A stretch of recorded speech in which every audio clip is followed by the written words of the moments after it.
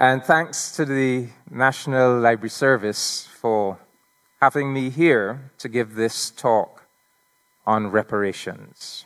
Now, they say that I have 30 minutes, and I have 10 points that I want to leave with you. So I'm glad some people have notepads and will be taking notes.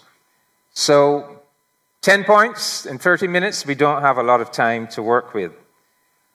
Reparations. I want to start by, first of all, explaining to you that the claim for reparations is a claim in international law. It is not just a moral claim, it is a claim grounded in international law. And why are we able to make this claim for reparations? Well, when we look back on our history, when we look back on those hundreds of years of enslavement and exploitation of our people, we recognize that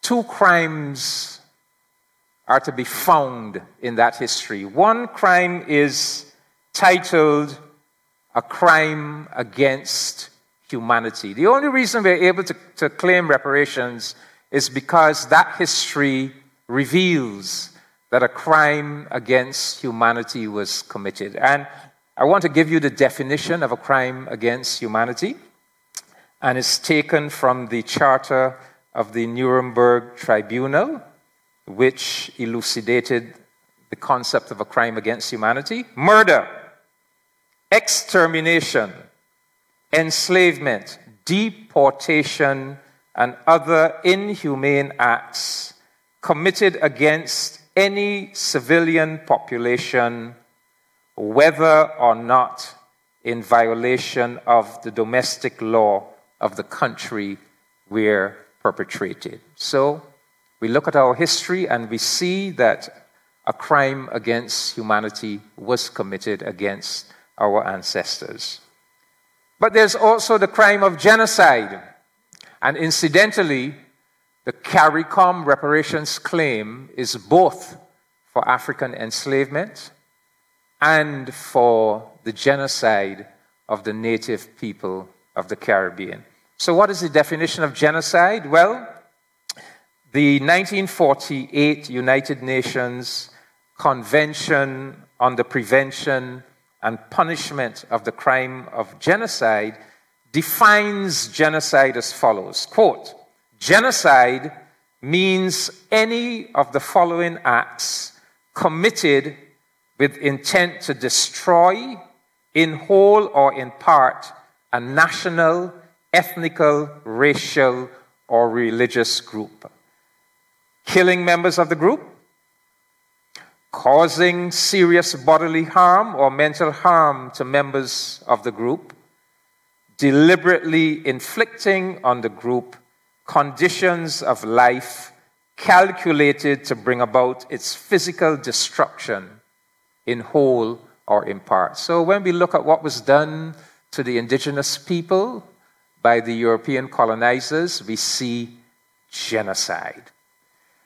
When we look at what was done to the African people who were enslaved, we see a crime against humanity.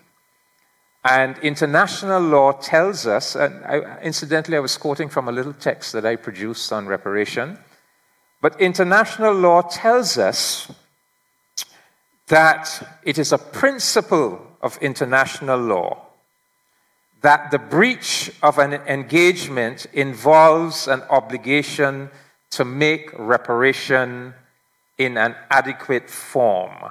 Reparation must, as far as possible, wipe out all of the consequences of the illegal act and re-establish the situation which would, in all probability have existed if that act had not been committed.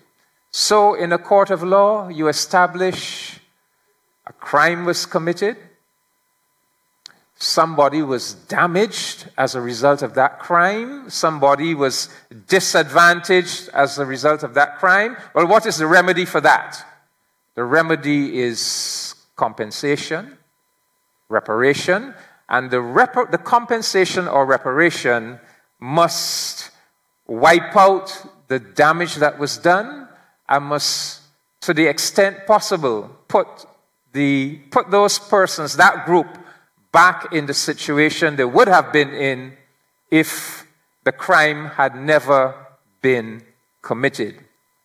So I want you all to bear in mind as we go through this talk, to bear in mind crime against humanity, genocide, and the remedy for crime against humanity and genocide is reparations. Now, the reparations that we are talking about centers around the continent of Africa. And I deliberately put this map here because most people, when they think of the world, they don't think about this map. They tend to think about the Mercator projection map, which is a map that was developed in Europe in the 16th century, and it placed Europe virtually as the center of the world. It showed Europe and European countries being unnaturally large, and it showed Africa and South America being unnaturally small. So that was a distortion. This map, this is called the Gall-Peters projection map. And this map actually shows the world in its true dimensions.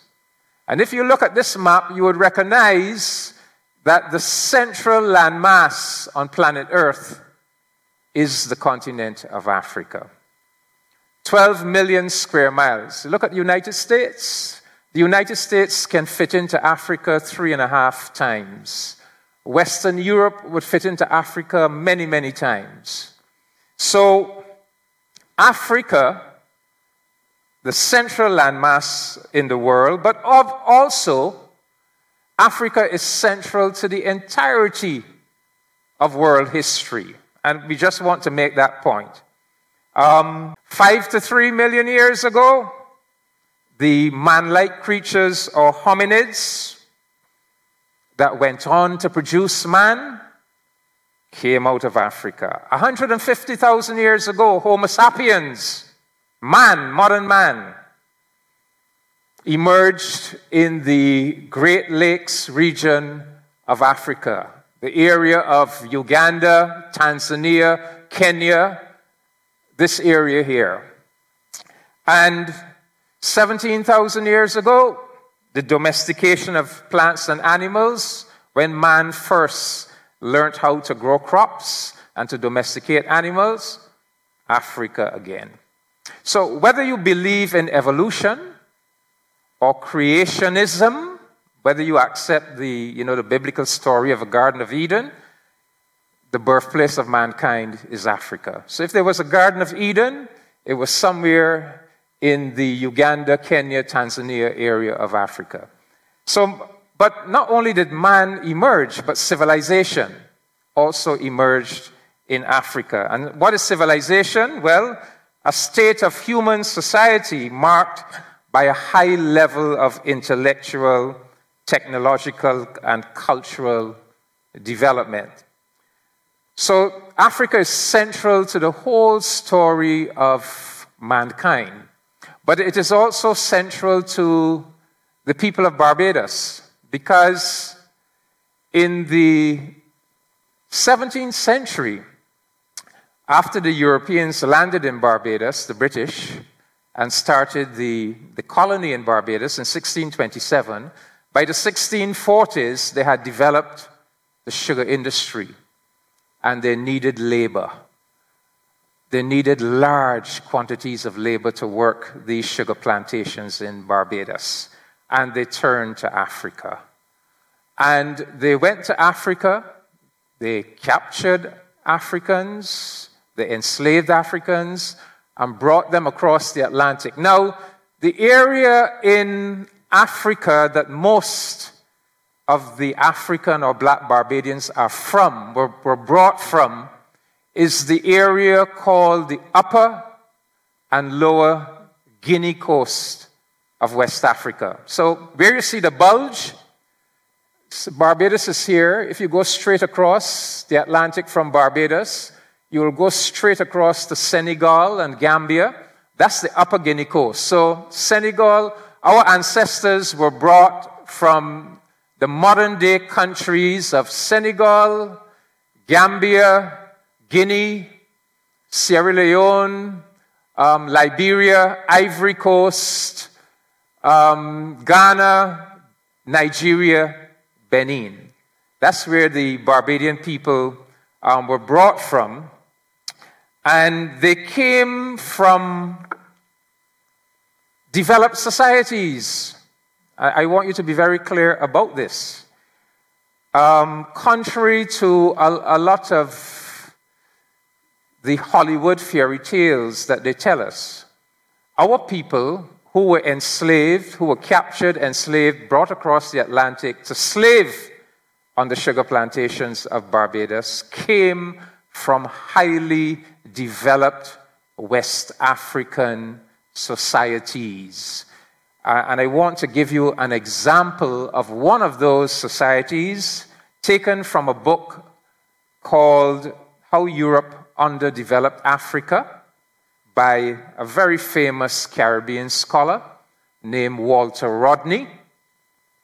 And in his book, Walter Rodney gives an example of the societies on the west coast of Africa that the Europeans found when they went to Africa in the 16th century looking for people to enslave, to bring across the Atlantic to make them work on the sugar plantations. So I'm going to quote from How Europe Underdeveloped Africa. Quote, "Several historians of Africa have pointed out that after surveying the developed areas of the African continent in the 15th century and those within Europe at the same date, the difference between the two was in no way to Africa's discredit. Indeed, the first Europeans to reach West and East Africa by sea were the ones who indicated that in most respects, African development was comparable to that which they knew. To take but one example, when the Dutch visited the city of Benin, this is in the 16th century, they described it thus. This is the words now of a Dutch merchant. The town seems to be very great. When you enter into it, you go into a great broad street, not paved, which seems to be 7 or 8 times broader than the Warmoes Street in Amsterdam. That's in Holland. The King's Palace is a collection of buildings which occupy as much space as the town of Haarlem, and which is enclosed with walls. There are numerous apartments for the prince's ministers and fine galleries, most of which are as big as those on the exchange at Amsterdam. The town is composed of 30 main streets, very straight and 120 feet wide, apart from an infinity of small intersecting streets. The houses are close to one another, arranged in good order. These people are in no way inferior to the Dutch as regards cleanliness. They wash and scrub their houses so well that they are polished and shining like a looking glass. So that is a European description of the African city of Benin that they found when they went to Africa in the 16th century looking to enslave people. Now, how many Africans did they enslave and bring to Barbados? Because if we are talking about reparations, we need to know the numbers. And incidentally, when we say we want compensation, it's not... you heard Ms. Yard speak about the hundreds of years of labor that was extracted from our ancestors. So you're talking about multiple generations of enslaved Africans labored on the plantations of Barbados, never got to keep or to enjoy the fruits of their labor. All of the fruits of their labor was siphoned off to European families, European companies, ultimately to the capitals of Europe. If you go to London, you see those magnificent buildings. A lot of that is the product of the wealth of generation after generation of enslaved people working, producing wealth, but never getting to keep or enjoy any of that wealth. So that's one claim for reparations. But there's the deprivation of liberty. There are the terrible punishments that were inflicted on people, the terrible, terrible damage. I mean, slavery was the first form of terrorism. So those slave plantations were actually like the first concentration camps. They were places of terror. So when we talk about reparations, not only the fruits of the labor that were siphoned off, that were denied, but you're also looking at generations of people denied their liberty, subjected to the worst, the most terrible punishments and injuries, cultural injury, loss of their languages, loss of their African ancestral culture, etc., etc. But how many are we talking about? Well, these are the Barbados slavery statistics.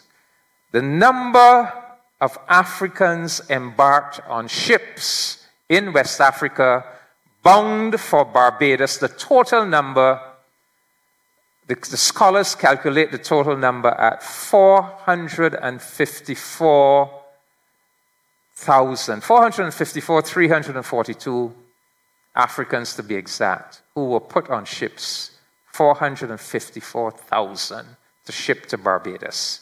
The number that were disembarked in Barbados, 375,874.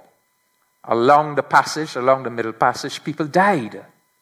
The number of deaths in transit to Barbados, 78,468. The number of persons born into slavery in Barbados. So the practice was, you enslave a person, you bring them here to Barbados. Basically, you work them to death, because that was a calculation they had. If we spend 10 pounds on acquiring an enslaved person, we work him or her for 5 or 6 years in Barbados. You work that person to death. That person gains for you 30 or 40 pounds. So they die, you go and buy another one.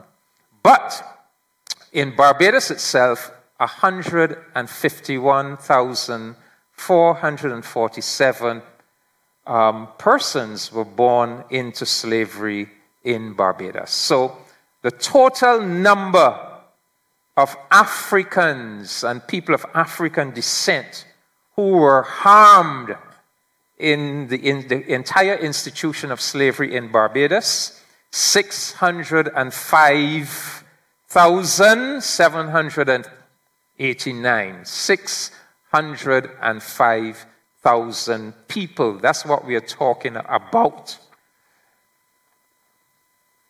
the role played by Barbados in the bogus legalization of slavery. I want to share something with you. One of the reasons that those European governments that oppose reparations, they say, we oppose reparations because slavery was legal. That's what they say. We oppose reparations. We don't have to pay reparations. We agree we did these things, but we don't have to pay because slavery was legal. And you know, this whole notion about slavery being legal really centers on Barbados, because England used to experience slavery way back before the 12th century. But they still teach you all about the Battle of Hastings, 1066, and William the Conqueror conquering England in the Battle of Hastings. Okay, back in our day, that was the history we used to be taught, right? But the point is, so England was conquered by the Normans in 1066, and the Normans abolished slavery in England, right? So slavery was abolished in England. In 1102, the Westminster Council banned the slave trade within England. And within a couple generations, slavery was totally abolished in England. So what they had in England was not slavery. They had something called serfdom. So slavery was against the law. So when the European colonists came to Barbados and started these sugar plantations, slavery was illegal in England. Slavery was actually illegal in England. But they established a House of Assembly in Barbados in 1639. And it is that Barbados House of Assembly, they wanted slavery. They knew it was illegal in England. So what they did in Barbados is that they purported to pass an act of Parliament, the 1661 Barbados Slavery Code. The full name of the act is an Act for the Better Ordering and Governing of Negroes. And basically what the Barbados House of Assembly did is said, look, we have slavery in Barbados. There's no laws in England to tell us how to deal with this thing called slavery. In England, to kidnap a human being is a crime. In England, to whip or rape a human being is a crime. To deprive a human being of their liberty in England is a crime. So we, the Barbados House of Assembly, we are going to determine that these Africans are not human beings. That these Africans are not human beings. We say that they are wild and barbarous creatures. And therefore, the system of law that applies in England to human beings does not apply to them. And we, the Barbados House of Assembly, we are at liberty to design a new set of laws and regulations that we will apply to these peculiar creatures who are not human beings. So that was the logic, right? So so they passed this Barbados Act. This act went up to England. It was approved by the British monarch, and it was on that basis. So when you hear European governments saying today that they acknowledge all this history of slavery, but they don't owe reparations because back then slavery was legal, they are actually referring to the work of the Barbados House of Assembly, because that act that the Barbados House of Assembly passed, that became the model for other slave colonies. So that law was transported to Jamaica. It was then transported to South Carolina. It went all over the then 13 colonies of the United States. But when they say slavery was legal, it is bogus. it is fraudulent, because no House of Assembly has the power to transform a human being into anything other than a human being. So our African ancestors were indeed, as you heard from Walter Rodney, very highly developed human beings.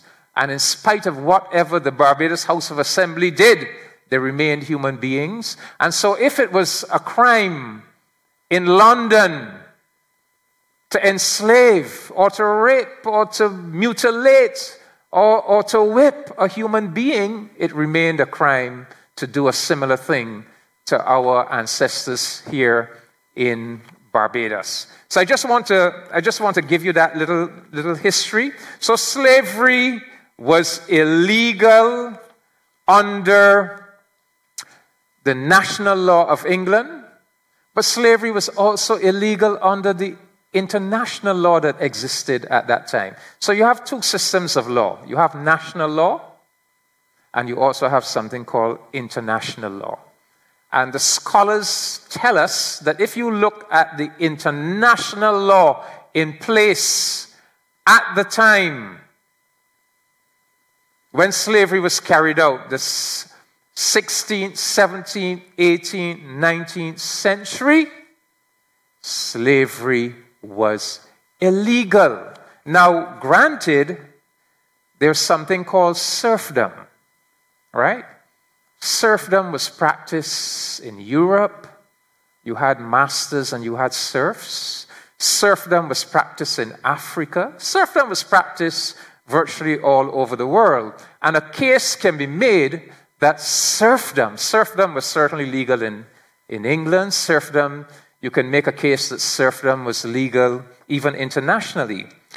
But there's a big difference between serfdom and the type of slavery, the chattel slavery, the inhumane chattel slavery that was imposed on our ancestors.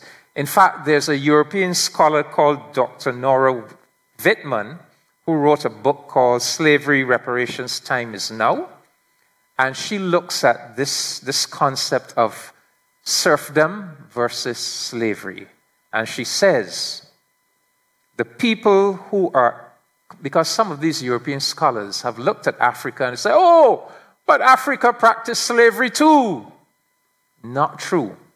She says the people who are eagerly classified as inner African slaves by European historians intent on denying the claim for reparations were never submitted to the dehumanization that was really constitutive of transatlantic slavery. African so-called slaves did not have their ears cut off. The name of their master was never iron branded on their breasts. Their babies were not killed when bothering the sleep of the mistress. They were not cruelly tortured for minor infractions or roasted alive over several days.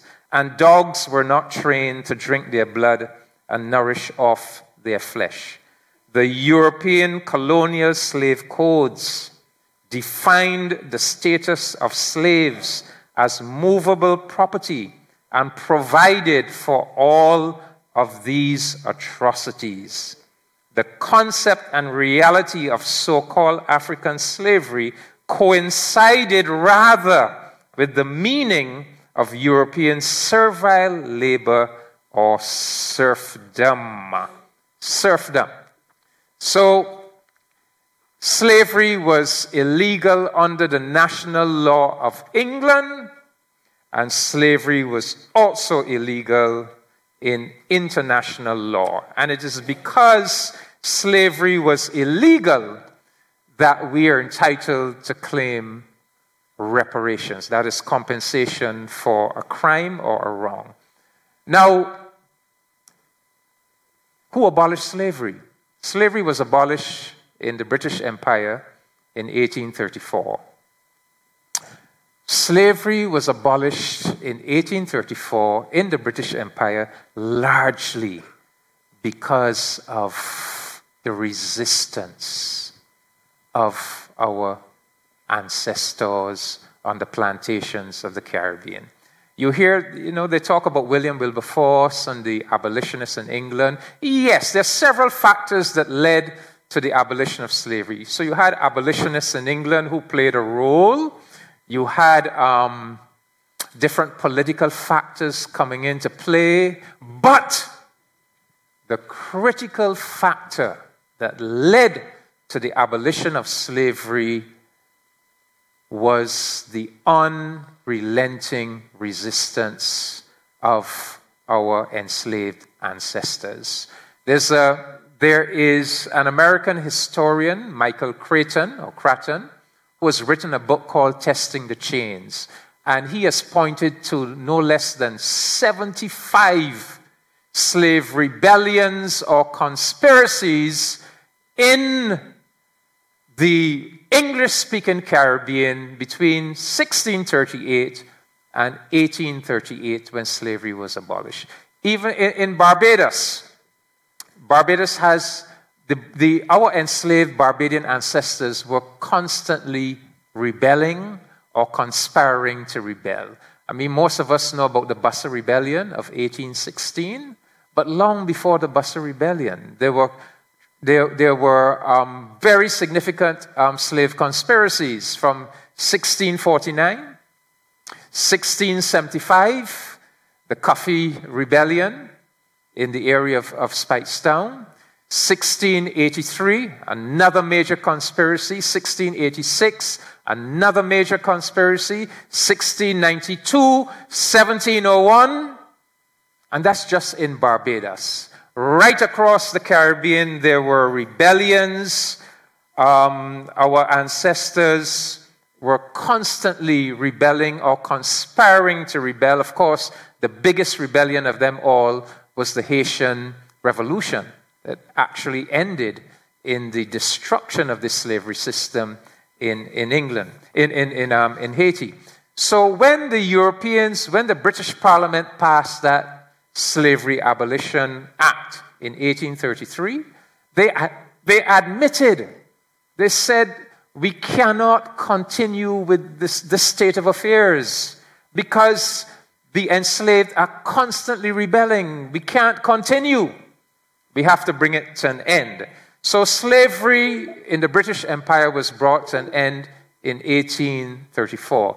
Now, how did the British Parliament bring that enslavement to an end? Well, they said, okay, we are going to end slavery, but in order to end slavery, we have to compensate somebody. Now, they had a choice. You could compensate the slaves who have been working all of their lives, gaining nothing from their labor, or you can choose to compensate the slave owners who have been working the slaves to death and siphoning off all of the fruits of their labor. Who do you think they chose to compensate? You would think the slaves, right? No. They chose to compensate the slave owners. So what they did, they said, okay, let us look at the whole population of enslaved people in the British Empire. And let us calculate what is the labor value of that generation of enslaved people. In other words, if you work them for a lifetime, how much profit would you make from their labor? And they calculated that the labor value of that generation of enslaved people in 1834 was valued at 47 million pounds. Now, back then, 47 million pounds is enough money. 47 million pounds in the 1830s is the equivalent of 178 billion pounds in today's value. So what they said, well, we are going to abolish slavery, but we have to compensate the slave owners for the loss of their property in these enslaved human beings. And what we're going to do is this. Of the 47 million pounds, we're going to give them a cash payment, the slave owners, of 20 million pounds. The next 27 million pounds to make up the 47, we are going to free these people, but we are going to require them to work off that 27 million pounds by giving free labor in a process called apprenticeship. So for the next 8 years, although they are free, we are going to designate them as apprentices, and as apprentices, they have to give their slave masters a certain amount of hours of free labor for the next 8 years so that they can pay off the 27 million pounds. Now, the 20 million pounds that they in cash that they decided to give the slave owners was 40% of the then annual budget of the British government. So in order to pay these slave owners, the British government had to take out loans and issue bonds to pay these slave owners. And would you imagine that the British government only paid off those slavery bonds in 2015? So they invested so much money in compensating the slave owners that it took them almost 200 years to pay off the compensation. So we are saying, look, back then when you abolished slavery, the people who should have been compensated is not the slave owners. It is the enslaved who had been victimized, who had been the subject of a terrible crime, whose labor had been stolen from them. And they calculated that the labor value of one generation was the equivalent of 178 billion pounds in today's value. Well, there wasn't only one generation who was enslaved. There were multiple generations enslaved between 1627 when Barbados was first settled and 1838, multiple generations. So if we are talking about what is due, what kind of compensation is due, first of all, even in terms of valuing the labor, you are talking about multiple times 178 billion. But that's just the beginning. That's just the labor value. There's also the compensation for the punishments, the loss of freedom, the loss of liberty, all the damage that was done to millions of our people. And the point is, because of that damage, we their descendants, we, unlike European families that were able to build up wealth generation by generation by generation, the descendants of enslaved Africans were not able to build up wealth in that way. Unlike European countries and capitals that were able to invest the wealth taken from the enslaved class to build up their economies, to build up their educational systems, to build up their health systems, their infrastructure. Our countries were not able to do that because we were deprived of all of the fruits of our people's labor over hundreds of years.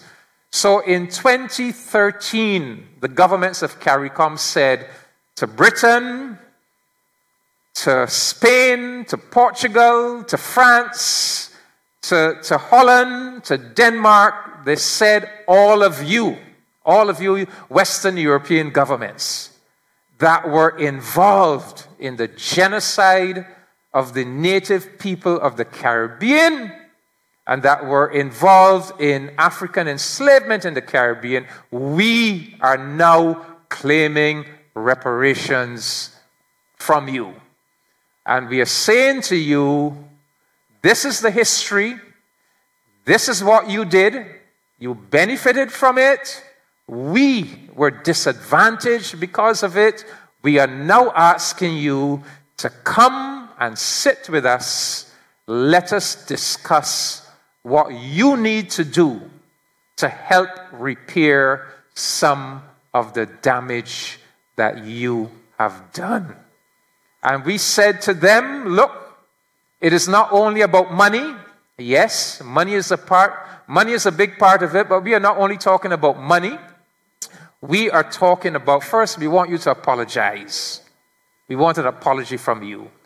Then there's some of our people, for example, our Rastafari brethren, who would like to repatriate to Africa. They're indigenous people.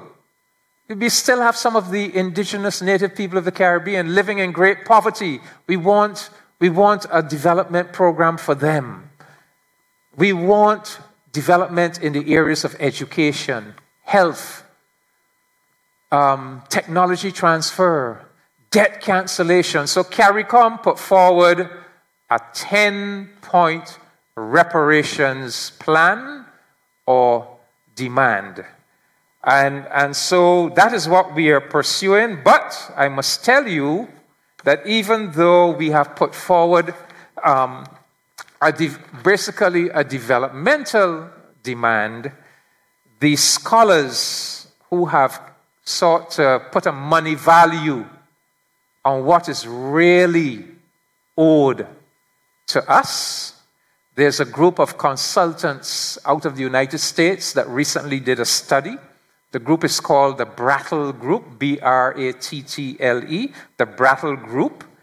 And based on their calculations, they have estimated that the total estimated reparations due to Barbados from the United Kingdom, and they are basing this on applying an interest rate of 2.5%. So 2.5% on the compensation over the centuries is 4.96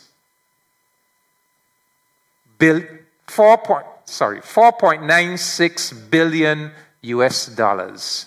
4.96 billion US dollars is almost 5 trillion. 4,961 billion. Let me be very clear. They have calculated that what is due to Barbados alone is 4,961 billion United States dollars. That is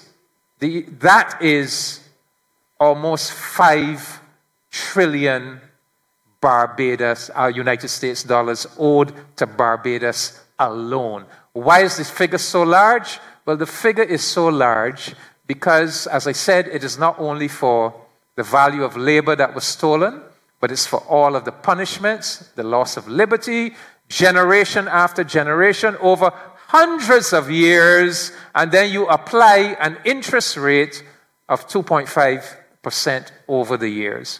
And what our Prime Minister has said recently, Prime Minister Motley has said, look, we know it's a very big sum, but the same way you took 200 years to pay off the debt, to pay off the compensation debt to the slave owners, we can work out the reparations in a similar way. It could be a multi-generational program. So you're not thinking of one lump sum payment or one immediate development plan, but we can look at how we can structure this reparations compensation over several generations. So, students, that is what the reparations claim is all about. It is a claim that is rooted in history, is rooted in the facts, it is rooted in morality, it is the correct thing to do, but it is also rooted in law. The law says that we are entitled to this compensation, to this reparations. Thank you very much.